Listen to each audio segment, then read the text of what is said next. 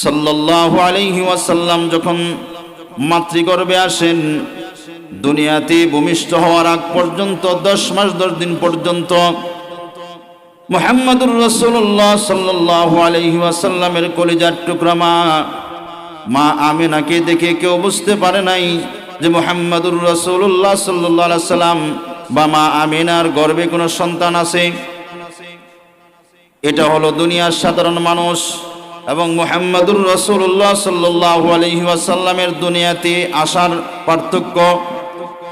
শুধু তাই নয়, মা আমিনা বলেন, দুনিয়াতে সাধারণ একজন সন্তান যখন তার মার গর্ভে আসে, কিছুদিন পর থেকেই মা ঠিক মতন খাইতে পারে না, মার গ্যাস বেড়ে যায়, খানাপিনা করতে পারে না, শারীরিক বিভিন্ন ধরনের সমস্যা দেখা দেয়, বমি বমি ভাব হয়, শরীরে বিভিন্ন স্থানে ব্যথা হয়, বিভিন্ন ধরনের অসুস্থতা দেখা দেয়।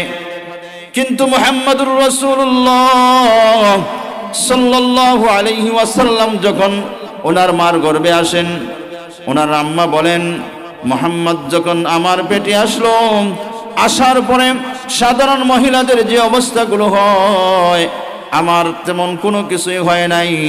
আমার সন্তান গর্ভে থাকা অবস্থায় একদিনও আমার বমি বমি ভাব হয় নাই, একদিনও আমার খাবার খাইতে কোনো ত্রুটি হয় নাই, একদিনও আমার শারীরিক কোনো অসুস্থতা দেখা দেয় নাই, একদিনও আমার পেটের ভিতরে কোনো ব্যথা দেখা যায় নাই। এক কথায় কোনো গর্ভবতী মহিলার কোনো লক্ষণ, কোনো আলামত আমার ভিতরে দেখা যায় নাই। সিরাতের কিতাবের ভিতরে আসছে, মা আমিনার গর্ভে যখন মুহাম্মদুর রাসূলুল্লাহ সাল্লাল্লাহু আলাইহি ওয়াসাল্লাম আসলেন, স্বপ্নের মাধ্যমে ওনাকে নিষেধ করা হয়েছে, আমিনা আজকে থেকে তুমি সাবধান, তোমার চলাফেরা সাবধানে করতে হবে, তোমার সমস্ত কিছু সাবধানে করতে হবে। কারণ কি?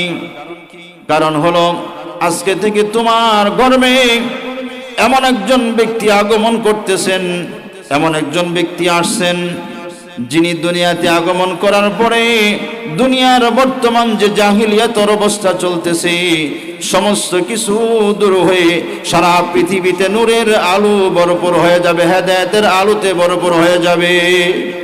সুতরাং যার দ্বারা আল্লাহ রাব্বুল আলামিন এত খেদমত নেবেন, এত কিছু করবেন, তার মা হিসাবে তোমার অনেক কিছু করণীয় আছে। এজন্য আজকে থেকে তোমার চলাফেরার মধ্যে সতর্কতা অবলম্বন করতে হবে।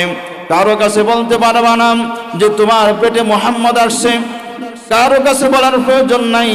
আমিনা বলেন, আমি কয়দিন গোপন করব? 1 দিন, 2 দিন, 3 দিন, 3 মাস যাওয়ার পরে যখন শরীরের অঙ্গভঙ্গি পরিবর্তন হওয়া শুরু হয়ে যাবে, তখন তো আমার চেহারা দেখে বুঝে ফেলবে, আমার পেট দেখে বুঝে ফেলবে, আমার শরীর দেখে অনেক মহিলারা বুঝে যাবে যে আমার গর্ভে সন্তান এসে গেছে। ওনাকে জবাব দেওয়া হলো না, যেদিন থেকে মুহাম্মদ তোমার গর্ভে এসেছে, সেদিন থেকে নিয়ে যেদিন দুনিয়াতে ভূমিষ্ঠ হবে, ওই আগ পর্যন্ত এখন তোমার শরীরের অবস্থা যেমন, তিনি ভূমিষ্ঠ হওয়ার আগ পর্যন্ত তোমার শরীরের অবস্থা তেমনই থাকবে। সুবহানাল্লাহ, বিন্দুমাত্র পরিবর্তন হবে না। সাধারণ সন্তানদের যে সমস্যা তৈরি হয়, এই ধরনের কোনো কিছুই তুমি অনুধাবন করতে পারবে না, অনুভব করতে পারবে না। এরপরে ওনাকে নামটাও জানায় দেওয়া হলো আমিনা।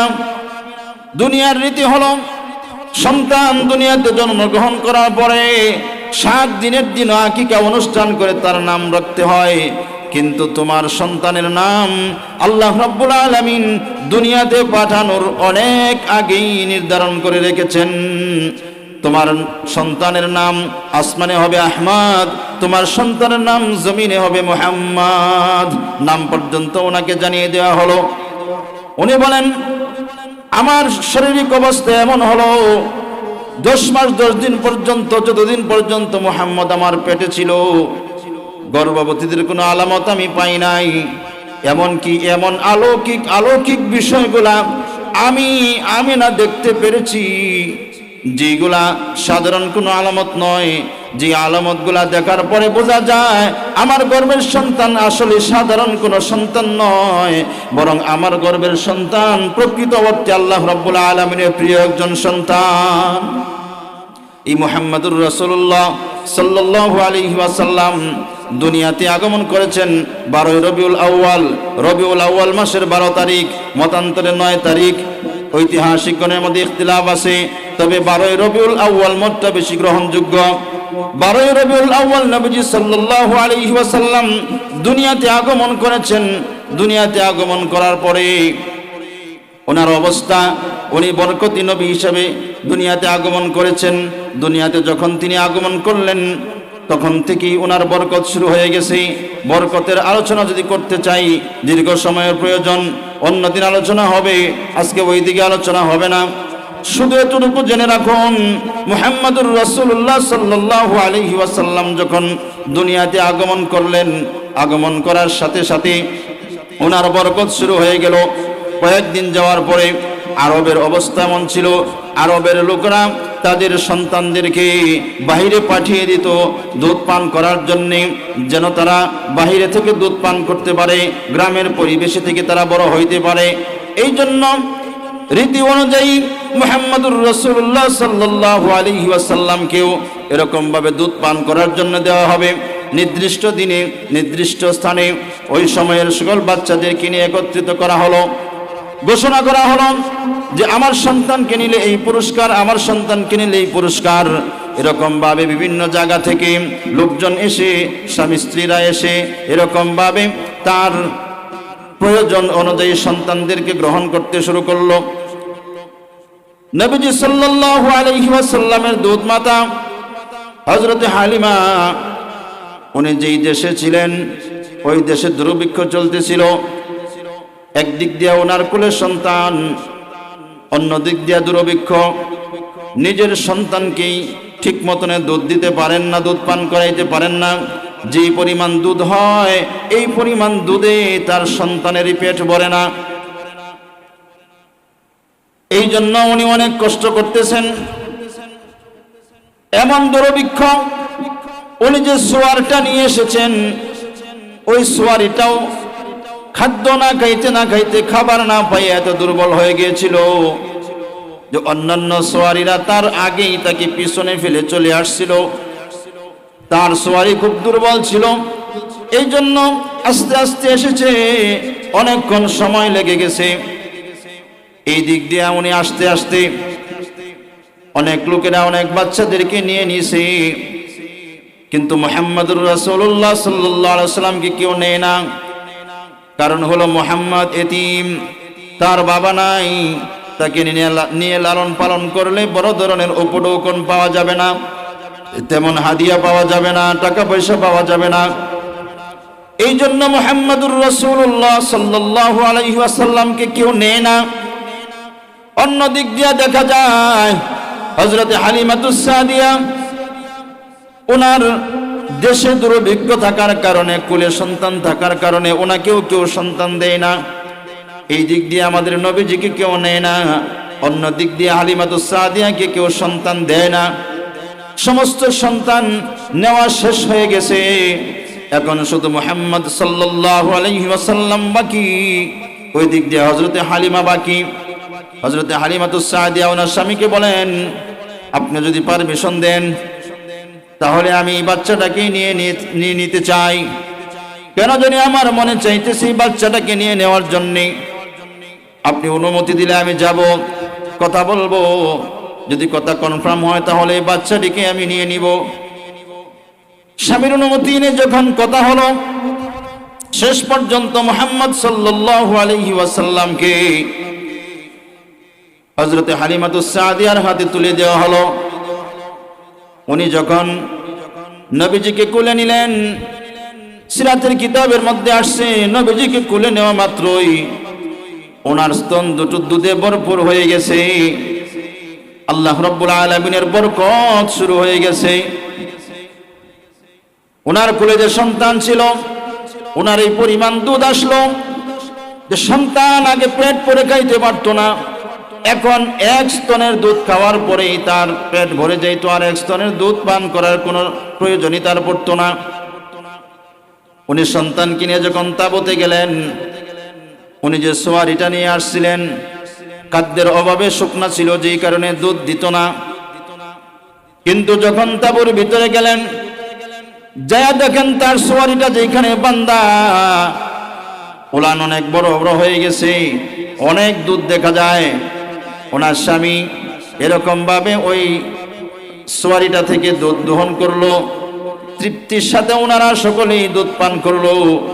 এরপরে আবার এই সোয়ারিটাকে নিয়ে বাড়ির উদ্দেশ্যে রওনা দিল।